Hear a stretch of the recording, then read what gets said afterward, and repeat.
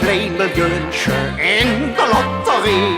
Dann können Sie mich auch, dann können Sie mich auch, ihr wisst schon wo und wie. Ja, nur ein klein Millionchen in der Lotterie. Dann können Sie mich auch, dann können Sie mich auch, ihr wisst schon wo und wie. Hallo liebe Mitmenschen, ich grüße Sie wieder aus meiner Heimatstadt. Ich grüße Sie wieder aus Köln. Und heute habe ich einen Gast, der ist in Köln und in der ganzen Region bekannt wie der sprichwörtliche bunte Hund. Er hat uns 300 Lieder geschenkt. Er ist Texter, er ist Komponist, er ist Moderator, er ist Schauspieler und er ist eines der richtig lebe Kölsche Jung. Ja, ich sage jung, obwohl der Jung wird in den nächsten Tagen 90 Jahre alt. Und wenn ich jetzt sage, Lorenz von Höchstner Kölle, dann wissen Sie ganz genau, wer kommt. Jetzt kommt der große, der großartige Ludwig Sebus. Ludwig, Ludwig, mein Lieber, wie schön dich zu sehen. Mensch, jetzt hast du Wie mich schön, ja dass- fast heilig gesprochen. Nein, heilig sollst du nicht sein. Du, das ist so anstrengend, heilig zu sein. Also das sollte man nicht anstreben. Nee, willst du auch, glaube ich, nicht sein, ne? Nee, aber auch noch nicht scheinheilig. Und Das bist du bestimmt nicht. Nein. Man muss natürlich sein und muss sich menschlich ein bisschen bewegen. Wie du bist. Und wenn ich dein Motto höre, ich kenne es gut, glücklich wird man, wenn man andere glücklich macht. So ähnlich ist es, ne? Ja, das stimmt doch immer. Ja. Das ist natürlich so, es ist ja manchmal einfach, irgendwie einen, sagen wir mal, nicht so ein bisschen glücklich, aber froh zu stimmen. Man muss da bloß ein bisschen wollen. Ich freue mich immer, weißt du, wenn ich unterwegs bin, ob ich im Supermarkt bin oder was, dann kommen immer Leute und sagen, Mensch, sagen Sie uns, Sebus, zuletzt, Sie wichtiger bald 90. Wie ist das? Haben Sie Angst vor der 100? Nee, vor der 100 sage ich nicht, aber vor der 200. Ja, also man muss das immer in Relation bringen. Und wenn man dann ein bisschen locker bringt, dann ist schon irgendwie der Vorhang auf. Kannst du überhaupt noch durch Köln gehen, ohne erkannt zu werden? Nee, nicht. Ich glaube, wenn du irgendwo hingehst und sagst, bin 10 Minuten zurück, dann werden da 3 Stunden draus, ne? Ja, mir ist natürlich so. Die Kölner kennen einen, aber wenn du durch Köln gehst, du musst bedenken, wie viele Millionen Touristen haben wir da. Einige kennen einen auch, Ja. aber ist ja egal, nee, so wichtig ist das auch nicht bei mir. Aber ich treffe immer eine ganze Menge Leute und ich freue mich immer, wenn wir ein kurzes Gespräch führen. Und du gehst doch immer auf die Leute, das heißt, du gehst nicht auf die Leute zu, aber du entziehst dich den Leuten auch nicht, ne? Nein. Höchstens, wenn ich merke, dass er vom Finanzamt ist. Aber da habe ich auch nicht mehr viel mit zu tun.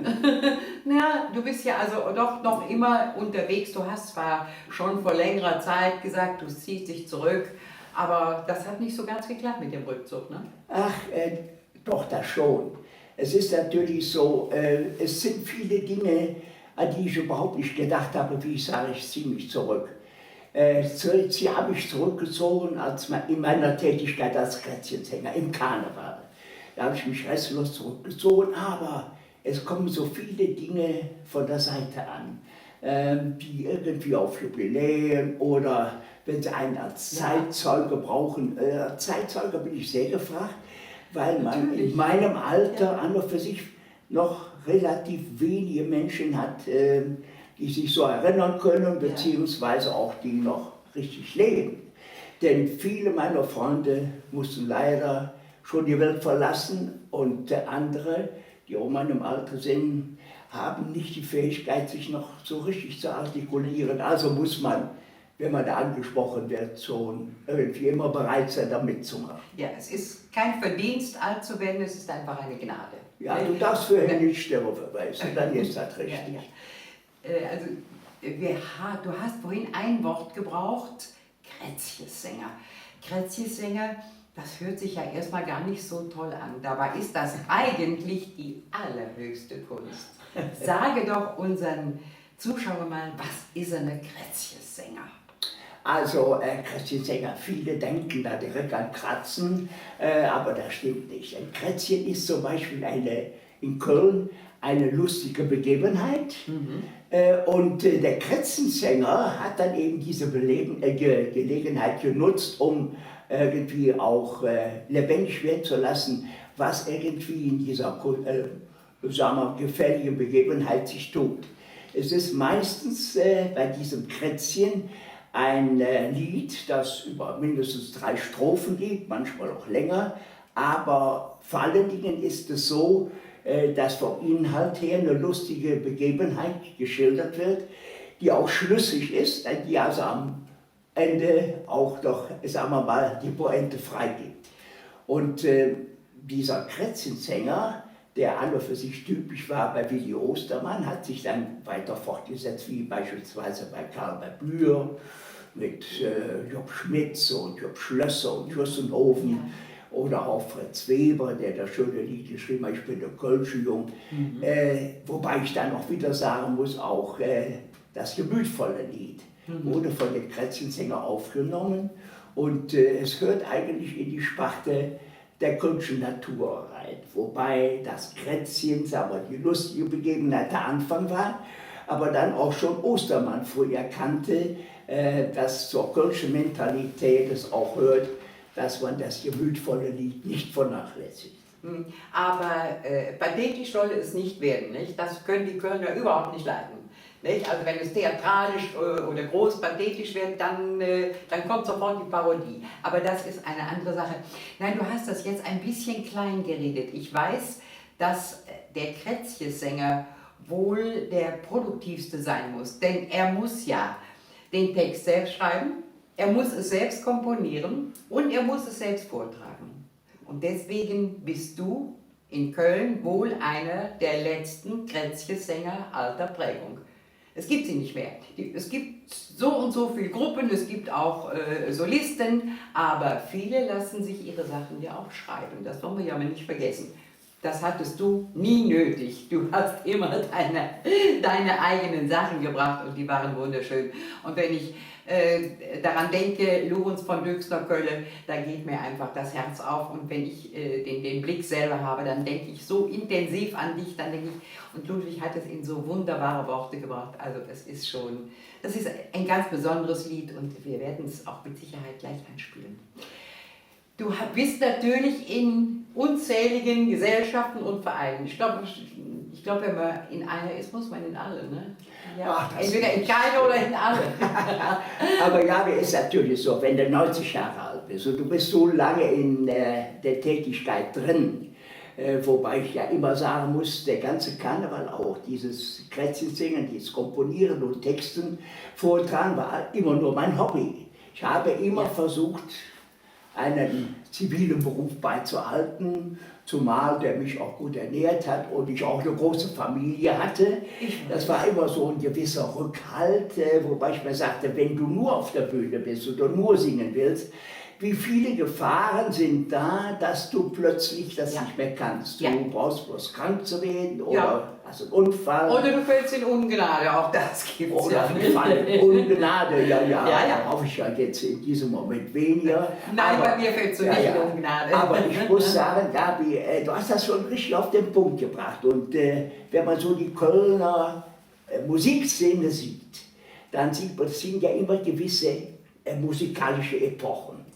Die Epoche als Krätzchensänger war ja eigentlich die damals dominierend war. Wir gaben die Lieder vor, die wurden dann noch gesungen, wobei wir immer eng darauf geachtet haben, dass keiner dem anderen ein Thema wieder geklaut hat. Damals, jedes Thema heute stand nicht für mehr, sich. Heute nicht mehr der Fall. Jede Musik, jede Weise, alles stand für sich.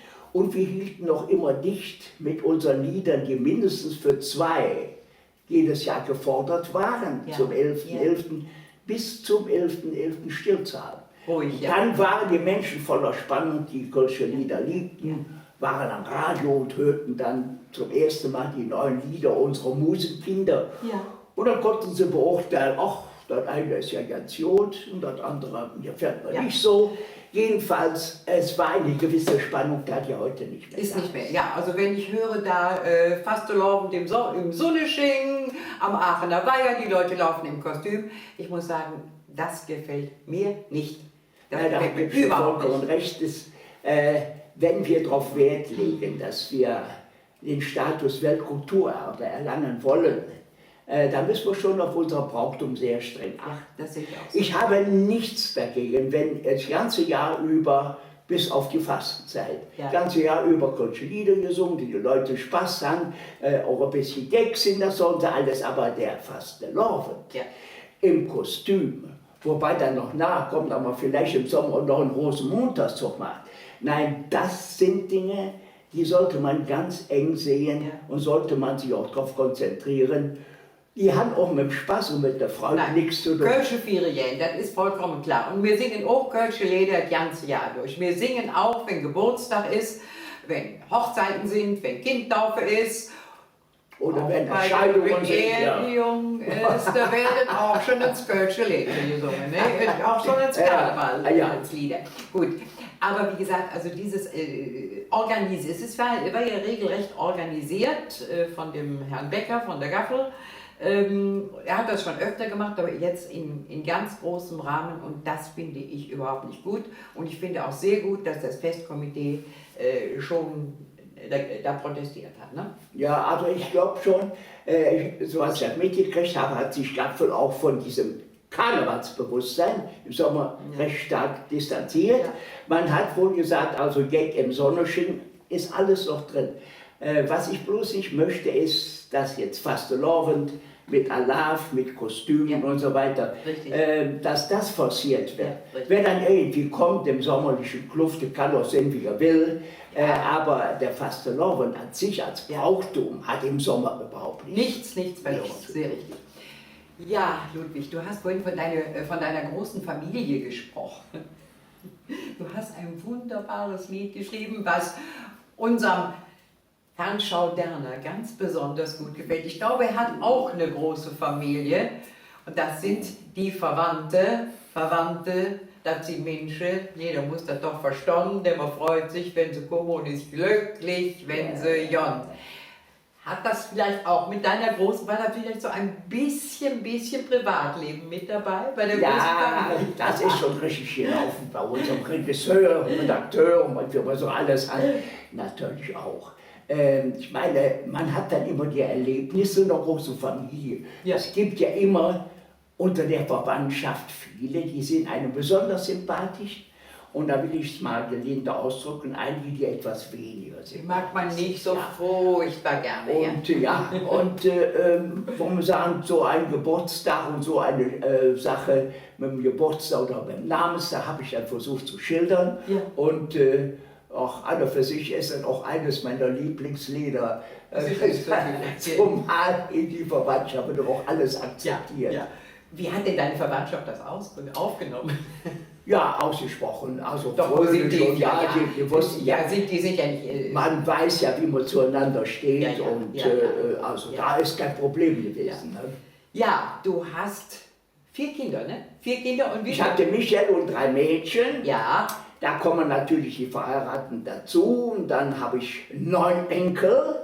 Davon sind 3 verheiratet und von diesen 3 habe ich dann wieder 8 Urenkel. also die Familie stirbt nicht aus, ne? Nein. Und wenn sie zusammenkommen, was ich immer gerne forciere, Ja, dann musst du schon aufpassen, dass du den Namen nicht, oder wenn du die Kinder groß werden lässt. Und hast du jetzt ein paar Wochen nicht gesehen, dann hat die sich verändert. Ja, sich verändert, Da sagt man, ja. gehörst du auch zur Familie? Und dann seht ihr ja sicher, Opa. Naja, jedenfalls, ich komme aber immer noch durch. Du kommst doch durch, nicht? Also bei deinem Gedächtnis, nicht? Das ist ja, du hast ja wirklich ein Gedächtnis, das ist schon ganz doll. Ja, ach, ja, ich weiß es nicht. weiß es. Ich beobachte mein Gedächtnis anders. Ich weiß es. Ja, Ludwig, es war nicht immer Friede, Freude, Eierkuchen bei dir.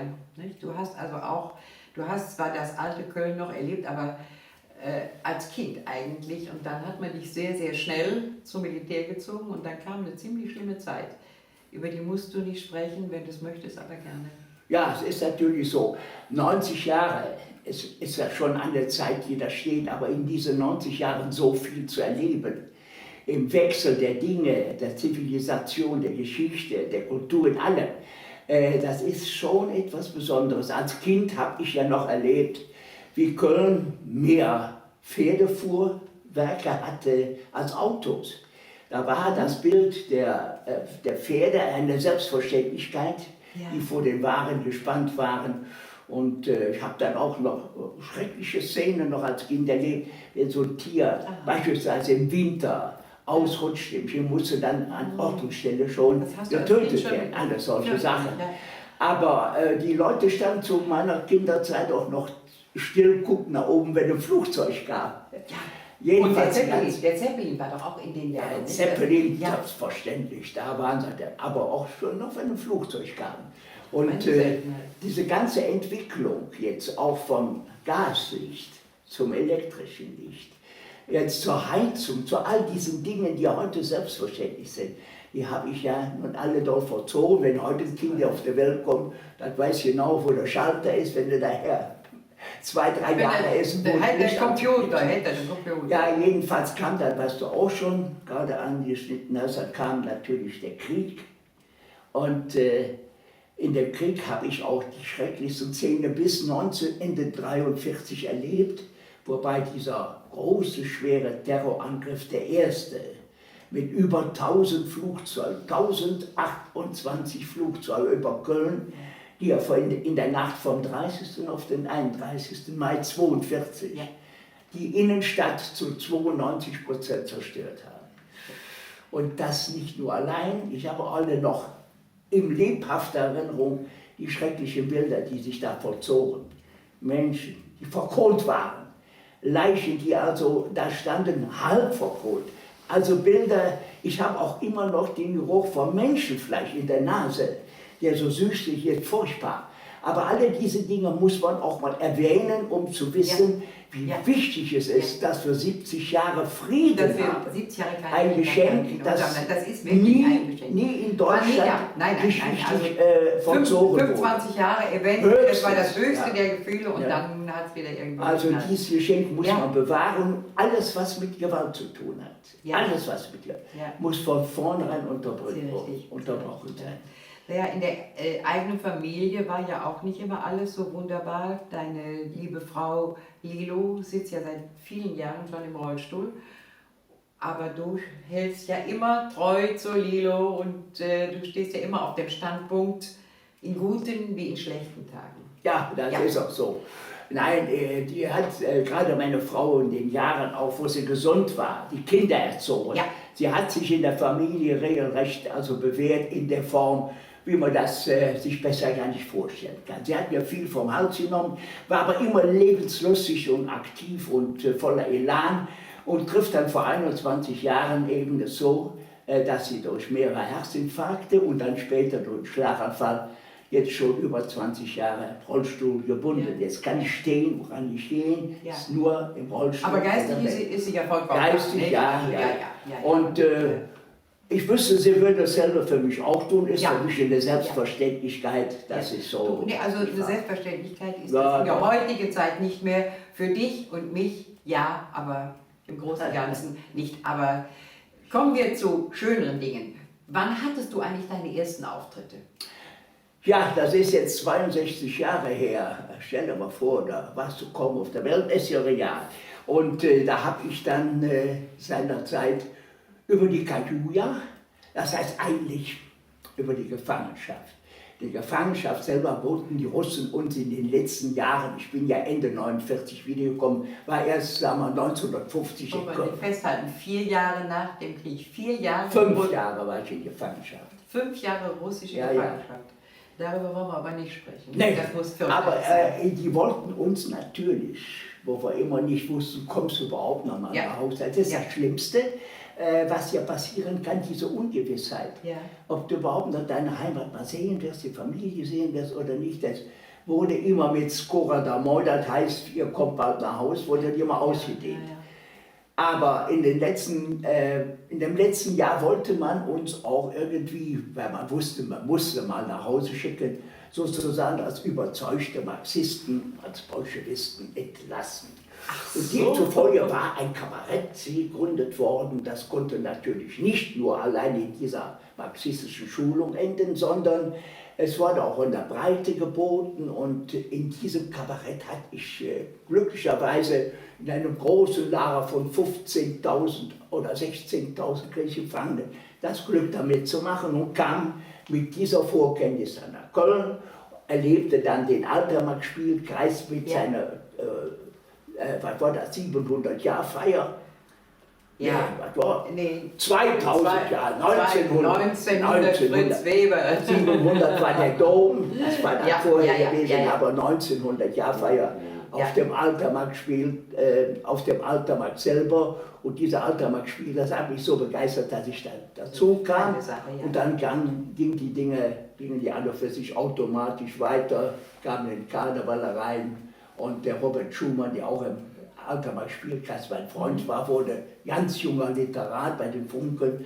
Und der hat mir dann auch ein bisschen geholfen, dass ich die ersten in großen Veranstaltungen schon meine Auftritte leisten konnte. Ja, ich wollte gerade darauf eingehen. Ich glaube, die Roten Funken sind für dich schon etwas Besonderes, nicht? Ja, das ist sozusagen meine Heimatgesellschaft. Sie sind sowieso was Besonderes. Ich war eigentlich schon roter Funk, bevor ich an zu singen fing. Und dadurch bist du dann da, Mitglied und Senat und General und was du alles Also so ohne ist. weiteres kannst du ja nicht roter Funk werden. Nein, nee, du musst 2 Bürgerinnen haben. Du läufst durch den Palutageausschuss, wobei die dich auch fragen, weshalb wollen sie Funk werden. Da musst du Wenn du da sagst, ja, nur wegen der Uniform, der Geselligkeit, dann sagen sie auch, das ist zu wenig. Das ist zu wenig, ja. Ja. Und da muss man zwei Jahre hospitieren vorher, nicht? Ja, jetzt neuerdings ist es 2 bis 3 Jahre. Ja. Die Funken haben immer, die roten Funken haben immer noch zu viel Bewerbungen. Ja. Man kann Welcher die Verein kann das von sich sagen, nicht? Ja, denn wir sind weit über 600, 650 Mitglieder und das ist schon hart an der Grenze. Und da soll man dann ein bisschen kürzer treten. Normalerweise sollen die Zugänge die Abgänge ersetzen. Aber wenn man bei mich betrachtet, dann müssen wir noch ein bisschen warten. Und da sonst noch eine ganze Weile warten, ne? Ja, Ludwig, also du hast ja auch für die Roten Funken, hast du glaube ich auch einen Tanz geschrieben, Marientanz, glaube ich auch. Marientanz habe ich geschrieben, anderem. dann habe ich für den Senat den Marsch geschrieben. Ich habe für viele Gesellschaften geschrieben. Ja, ich habe das, es sind ja immerhin 300 mindestens. Ich glaube, du weißt selbst nicht mehr, wie viele. Ja, wenn du die jetzt mitzählst, nicht für andere Interpreten. Ich habe ja für die Claudia Engel zum Beispiel und auch für Düsseldorf auch 15 Lieder geschrieben. Naja, ja, die hören ja nichts, hören ja nichts. Und ich habe aber gesagt, für viele meiner Freunde habe ich die also als Interpreten meine Lieder brachten und teilweise sehr, sehr guten Erfolg damit hatten. Ja, also hoffen wir nur, wenn deine Stimme mal nicht mehr so sein sollte, dass es da immer noch gute Interpreten gibt. Denn das hast du sicherlich gesichert, dass deine Sachen weitergebracht werden können, nicht? Ja, es ist natürlich so, einmal ist die Situation ja die, dass die guten Kräfte selten sind. Aber diejenigen, die dann einmal dabei sind und auch eine gewisse Sympathie und auch Fähigkeit entwickeln, die kenne ich schon und die werde ich auch fördern. Natürlich erkennst du die. Liebe Luis, es war ein ganz anderes Gespräch. Ich glaube, du hast so an die 1000 Interviews hinter dir. Und ich wusste genau, es gibt kaum eine Frage, die man dir nicht schon gestellt hätte. Und deswegen haben wir ein ganz anderes Interview gemacht, als es vielleicht sonst üblich ist. Lieber Ludwig, ich danke dir von ganzem Herzen und zu deinem Geburtstag werden wir uns sehen. Das wird mich freuen. Ich habe etwas verbrochen. Ich habe ein Gedicht verbrochen über dich. Das werde ich eventuell gleich, wenn du es gestattest, noch vorlesen. Ja. Lieber Ludwig, ich darf mich sehr herzlich bedanken bei dir. Jetzt gehen wir eine Tasse Kaffee trinken, ne?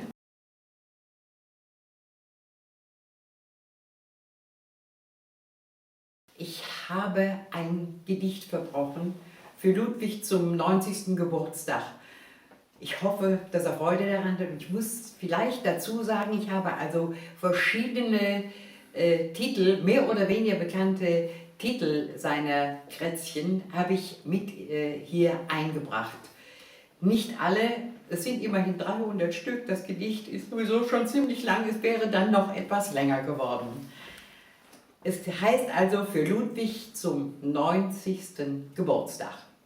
Wer 90 wird, der hat es gut, der muss sich nicht mehr sorgen, der sieht nur noch mit kühlem Blut und lächelnd auf das Morgen.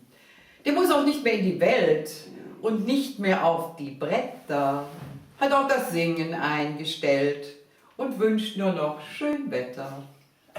Mit 90, sagt man allgemein, sollte der Mensch etwas ruhiger sein, soll nur noch tun, was ihm genehm, mit anderen Worten, mach's dir bequem, steh mittags auf und nicht am Morgen, lass dich umhegen und umsorgen, vergiss auch ja nicht jedem zu sagen, dass du jetzt 90 wirst an Jahren. Wer diesen Blödsinn einst erfand, der war nicht ganz bei Troste, hat unseren Ludwig nicht gekannt, war selber schon am Roste. Denn unser Ludwig ist nicht so. Mit 90 ist der Kregel, er ist noch immer lebensfroh und pfeift auf solche Regeln. Er lurt noch immer von Döxing ob Singstadt und denkt dabei, 2000 Jahre, die kriege ich auch geschafft. Aber Ludwig, tönt der dicke Bitter in tiefem Ton, na gut, dann nehme ich die Hälfte, das reicht mir auch schon. Doch ohne Musik jedet nicht, so hätte er ins gesungen. Und für die Kölsche Feuerwehr lädt he et Wasser kommen. Er braucht keine Dirigent, nur ein klein Millionchen. Ich läuf, das hätte er nicht geschafft, trotz all die schönen Tötchen. Das allererste Bützchen, das liegt da lang zurück, doch singen wir noch heute, wie schön ist doch die Zick. Die Kellerbar ist keine miese Lade. Verwandte, ich sage nur auch Verwandte, das sind Menschen, Verwandte gibt es viele an der Zahl. Erkennt auch der Frau Flötmanns Wade und im Martinsviertel strickt immer noch die Aal. Und jede Stein in Köln kann immer noch erzählen von Ruhm und Ehr und Eigenart im schöne alle Köln. 300 Liedchen, die hat der Ludwig uns gesungen. So manches ist vergessen heute und leider schon verklungen. Doch der Kustejebaum blüht wie einst noch im Fringsfädel und auch der dicke Bitter läutet noch so wunderbar und edel. Der Drügebitter lacht dazu, lässt hell sein Wasser quellen. Noch immer ist der schönste Blick von Düxä ob Köln. Und auch die Porze um die Stadt, sie stehen stolz und erhaben. Sie zeugen von dem, was Köln einst gehabt und wollen uns ermahnen. Die schwarze Mutter Gottes in der Kofferjas lädt ein zum Gebet und zum Kätzchen-Abstelle. Da ist unser Ludwig auch oft zu Gast, kommt ein bisschen zur Ruhe, sag's auch nur auf die Schnelle. Er hat nicht viel Zeit, denn es warten ja noch 12 romanische Kirchen auf seinen Besuch. Romanisch-kölsche Kirchen stehen so herrlich um unsere Stadt. Man soll oft öfter mal hingehen, das hat noch kein Mensch geschafft. Mit einem auch, da kriegst du mal mit dem anderen drüber lachen, das ist so und das blieb auch so, da kannst du nichts dran machen. O Ludwig, bleib so wie du bist, denn nur so bist du richtig. Doch wollte ich noch sagen, bevor ich es vergesse, und das ist mir ganz wichtig, wir danken dir für dein goldenes Herz, für die Stunden mit Freunden und ganz ohne Schmerz im Fanclub, wo wir uns gefunden. Für die Lädscher und Römscher und all die Verzelscher, die bleiben im Herzen, denn das sind Juwelscher. bleibt weiter unser Unterhalter. Denn Ludwig, du bist zu jung fürs Alter. Wer so lebt wie du, auch mit Freunden und Verwandtschaft, dem schenkt Gott die Kraft, dass er die 100 auch noch schafft. Ich wünsche dir von Herzen Gesundheit, Glück und noch viel, viel mehr. Und das sage ich dir, nächstes Jahr sind wir alle wieder hier. Jetzt höre ich auf mit dem Gelaber und bleibe immer deine Gabi Faulhaber.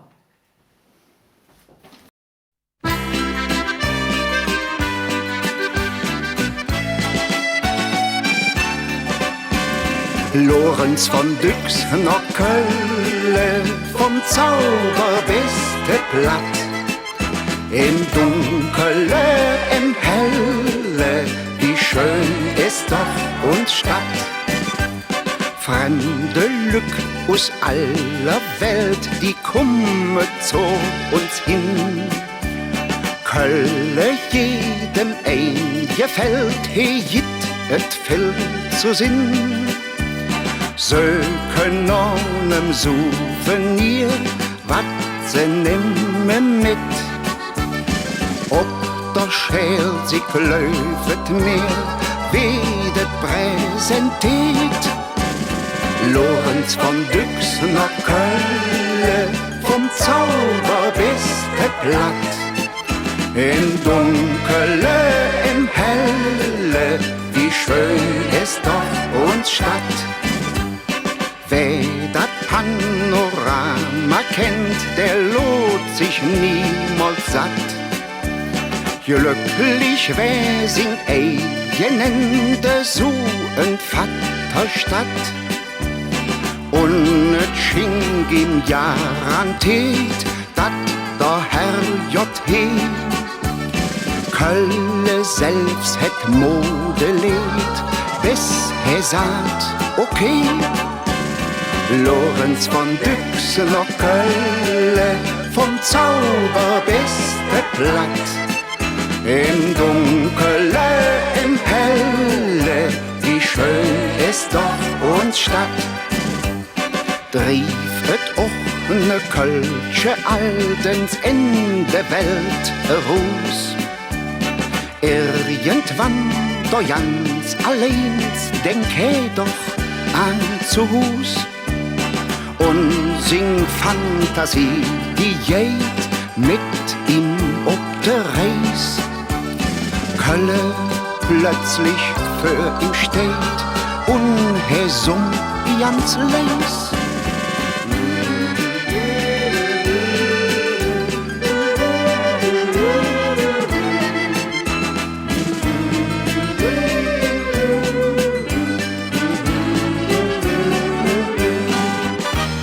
Lorenz von Düx nach Köln, vom Zauberbeste platt. Im Dunkle, im Helle, wie schön ist doch uns Stadt.